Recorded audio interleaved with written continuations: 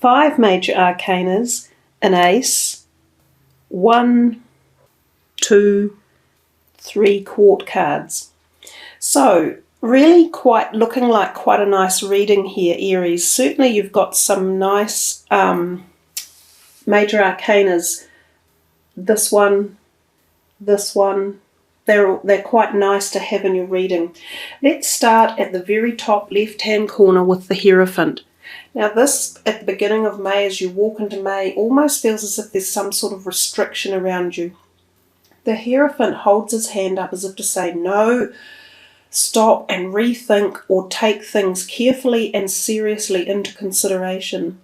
He's often considered the philosophical or spiritual teacher as well, so there can be a spirituality involved in this. It might be that you are challenging your own belief systems or falling into the pattern of a belief philosophy, such as a religion.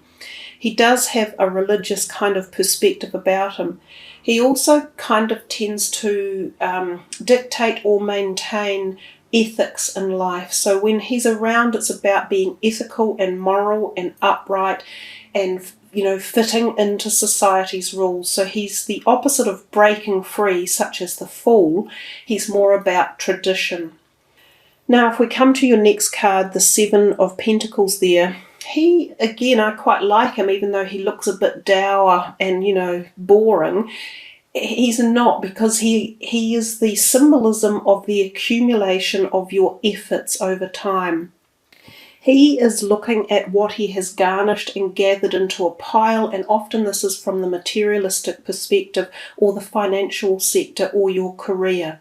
So it's your potential energy to have looked after yourself well and to have gleaned a certain amount of fortitude in those areas of material manifestation. So it's a good card to have. It bodes fairly well for finances, suggesting that at this point in time the finances should be quite steady, and if you've been making investments, these may show an increment along the way. You've got 2 7s in a row. They do tend to emulate each other or give it a double kind of meaning, although these 2 cards in particular are the opposite. So I think it would pay to just go back to the overall message or energy of the number 7, which is quite often a cathartic energy number. It's very spiritual, so it's coming back into the spiritual feeling from here. And it's often about spending time alone within your own thoughts and trying to find out your feelings and desires and dreams as you head forward. But coming back to this card, the 7 of Cups, what it suggests is there may be a lot of offers around you at the moment, and some of these offers will not be the right ones for you to uplift. So it suggests that you check very carefully what you are going to get yourself involved with, especially if you are thinking of signing any documents, or there are any legal activities, or you're thinking of purchasing something new. Don't get suckered into quick get-rich schemes or something that sounds too good to be true, because they won't be good. The other thing is, it could even be temptations of lots of potential partners or possibilities around you, suitors or people who are showing interest in you and wanting your attention. Again, only some of them are going to be the right ones, so make your selections carefully. We come to Temperance right next to it, and Temperance to me sort of invokes that whole message. It's about tempering things in your life. That first week in May, up here, this top week, seems to have very much a moderated feeling to it, as if the restraints are on and the restrictions are on. And for you, Aries, if you're like me, it's really hard to be restricted or restrained. I'm quite the wild child type energy, and I hate being put into a box, and I feel quite claustrophobic when that happens to me. So the first week I could find a little bit stifling, and maybe a lot of you other Aries might as well. But often when that happens, it allows us to slow down, re-contemplate our directions, take into consideration other possibilities, and temper everything out and balance it out. Also, this card, Temperance, suggests temper your energies, your moods, your emotions, your hormones, your physical body, the things you take into your body, your diet, and also what you put out. So if you need to take time out to rest or sleep, do so. If you need to take time out for a new regime or health modality, do so. It's all about a little bit of everything makes us balanced. Now we come down to the second row, and the first card on the left is the Emperor, and that's known as the Aries card. So oftentimes this card suggests the time frame of the Aries astrological period, which is basically mid-March to mid-April. So this card could suggest that something you started in that time frame is coming to fruition or starting to empower itself now with more energy. Or it could suggest that there is a person around like this. It could be a new suitor for some of you, or someone in your life. He's quite dictatorial, authoritarian, knowledgeable. He can be a legal person, someone even like a lawyer or a judge or someone with that type of energy. He is most likely there to support you one way or another, or it could even be yourself exuding this type of Aryan energy. The next card, the Nine of Wands, suggests that some of you may feel as though you've been going through quite a heavy load, as if you've had a lot on your shoulders and you have been ploughing through, especially feeling as though you've needed to protect yourself or fight your cause, and like there have been too many opposition opponents around. It tells us that this is not completely over, but you are making headway. Oh, excuse me, I said 9. It's actually the 10, of course.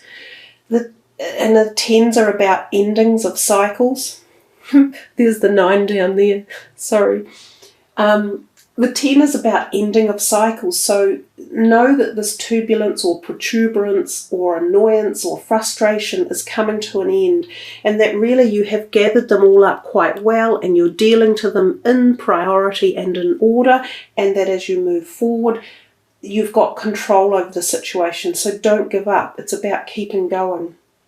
Page of Cups next to you, or next to this one, the offer of something warm and special, heart-oriented. It can be a water sign person coming in, and again it can be a romantic liaison or offering. Usually is a slightly younger person. This could also be someone in your household or your family, friends, that you feel a dear connection to, and they may be either having an input one way or they're around that week and they get your attention and they're part of your life.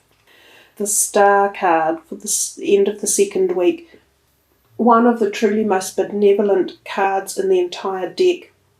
The Star card is almost as if you have guardian angels looking over you, that you have extra helpers from the spirit world, either angelic or spirit guides or some sort of prophetic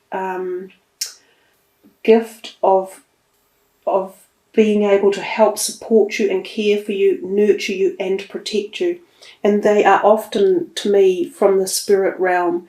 The Star again talks about new beginnings, the birth of new things, that it's very universal, that it's coming from this amazing source. It's like a powerful energy that can't be stopped.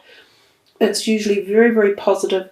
Yes, it can denote change and growth and luminosity and awareness, and sometimes those things do create a little bit of tension because they are encouraging us to move forth into new realms. But a wonderful, wonderful card to have. The beginning of the third week, this Nine of Wands, I said to you up here that this hadn't necessarily finished yet. You still have some work to go, and it still feels as if some of this is around you. Other people being a little bit petulant and determined that they are not necessarily wrong and that they want their 2 cents worth and they're in on the picture. Again, and this can be to do with career or work, because often the wands are associated with the creative forces in life and also with our careers. So just don't give up. That's the message in the reading. Remain strong. Set your Aries fire energy into power and passion, but don't overdo it, because I know when we do that things can go awry as well. Just be strong and emanate your strength, and you can overcome, hurdles at the deepest level. And right next to it is the Ace of Wands. These three are very connected here, and he may even play a part in this whole situation. The Ace of Wands is again about new creativity. It's a wonderful card. It's not as bright and shiny as the star, but it's also an excellent one. Opportunities coming to you through the thought, through new paradigms, through offers. Some of you could have applied for new jobs or promotions within your workplace, or starting your own business. This is all when these things could just spark up and take action and take flight. Wonderful cards, the aces. They are the antithesis of new energies and new beginnings. You have to catch on to them, and you have to be open, and you have to be creative when they're around. But once you catch that energy and fire yourself up, there is almost no stopping these new projects that can take shape. The Two of Wands he's looking over here to this one, so it's definitely associated, I think, with career or business opportunities or creative ideas around you. You're really looking out at expansion and expanding where you are, and you're almost turning your back on previous situations or places of being in your work that have perhaps kept you in one spot or one direction. You are growing and moving out, and it could be quite large movements and further afield.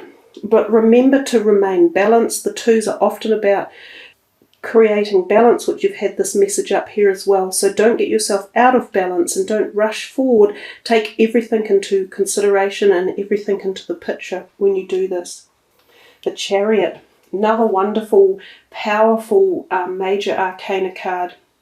Again, this is about passion, strength, creativity, movement, forward, inner strength, courage, tenacity. It's also a very spiritual card as well, because you've got quite a lot of spirituality going on in the month. This, the religious side of it over here. You've got an angel come down from the heavens here. You've got universal energy up here. This again is quite a universal sky star type energy. We've got the moons in here as well. So I'm thinking back to the eclipses in March. They will have a part to play in this whole movement and carry on and energy that you're participating in and activating.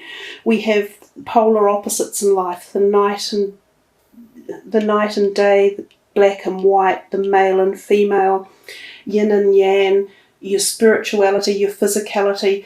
So you're dealing with the two sides of your personality, if you like, the parts that you might be hiding as well.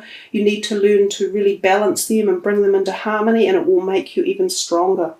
This card can also be about travel, literally. It can be by road or by car, and it can be also about new cars. It can also be about shifting homes or properties and buying new properties. So we come to the bottom 4 cards of the reading. We have here the Knight of Swords. I think he's been in almost every reading for this May month. There's something about young Aquarian energy around the planet. Is it because we're slowly moving into this age of Aquarius? I have no idea, but for all the young Aquarians on the planet, I think they are speaking up more. They're becoming more unique and individual, and often Aquarians have this way of being quite strong with their words and their ideas and forthright energy. He's bolting on in here, but he's definitely heading out in quite a hurry as well. So he might stir something up, get something activated. Sometimes there can even be a little bit of just tense energy when he's around. Again, he might be a new suitor or someone within your family, often still in this youngish time phase of life, so sort of 20s or something, 20s to 30s, I guess, and fired up about life and action and where to go and what direction. But it seems as though he's heading out. So whether or not he's leaving, so there might be an Aquarian, not necessarily Aquarian, I'm sorry for saying that, it could be any air sign. Whether or not they're leaving the scene, they might be moving away, going on a trip overseas. There could be something along those lines as well. The Queen of Pentacles, she exudes warmth and harmony, good health, happiness, home life, finances, great stability. if she's a friend that you have, she's a wonderful person to have in your life. You can, go and talk to her, and she gives you strength, that inner strength that the earth signs have. They're quite formidable but strong, and their presence is gentle usually, with some solidness and calmness about them. She could be a friend of yours or someone who's coming into your life one way or another. She could even be a potential new partner, whether it's business or work or employment operated. But she's a great person to have around. Oh, we get here and we see the 7 again. You've got the 3 sevens in this reading. So your 7s are playing a bit of a part. Oh, 4, because there's another 7. That's pretty powerful. I mentioned to you before, I had really realised we had all these 7s down here, that 7 was quite significant for you. So again, just focus on that energy and see where your thoughts and feelings take you in direction of that. I probably dislike this card as much as this one. These two have more in common than these ones do. It tells you to be wary of people around you at the moment. Don't trust everyone, because there are some people in your camp that are not being honest and they're not going to do you any service. There can even be a little bit of back-chatting or lies or backstabbing going on. So don't get involved in gossip at this stage. Give that a miss, a wide berth. Tread carefully. Don't tell people your innermost thoughts at this time, or say the wrong things to the wrong people. So that's the basic message of that card. Just be really careful about who you trust and what you sign and personal information you give over. Keep your bank details to yourself. Don't go loaning things out to people like money or your car or anything else. You may not get them back at this particular point in time. It can also be about yourself making decisions that you could be thinking, should I be doing this? Is this good for me? And it might be a little bit hidden and underhand. And if it is, you need to think really carefully about it. Is it the right thing to be doing? But we come to this wonderful last card. Again, another fabulous card, the 9 of Cups. Great way for you to end your reading. I'm happy about that. That is the wish card, of course, and the wish card is kind of like the universe saying to you, whatever you desire at this point in time, I'm prepared to make opportunities for it to happen. Remember to pick the good things in life. Don't go for the wrong choices or the wrong things, because we can so easily do that when we get caught up in a moment of passion or power, or feeling as though we're immortal. The reality is we're not, and we do have to make the right choices. But when this card is here, the universe is saying, oh, I'm going to hand you something on a plate. So what you've been either trying to achieve, or projects you've had on your mind, or desires or heart passions, or anything that you really want in life, take this opportunity now, push through with it, and you have a better opportunity or chance for it to move forward with greater promise of a positive outcome. So there you are, Aries. I think it is a great reading. It's a really nice reading. You've got some perfectly wonderful cards in there. They fall in nice positions. They've got kind of good cards next door to them. There's just this number 7 that you have to think about, and think about the ramifications of any negativity surrounding it.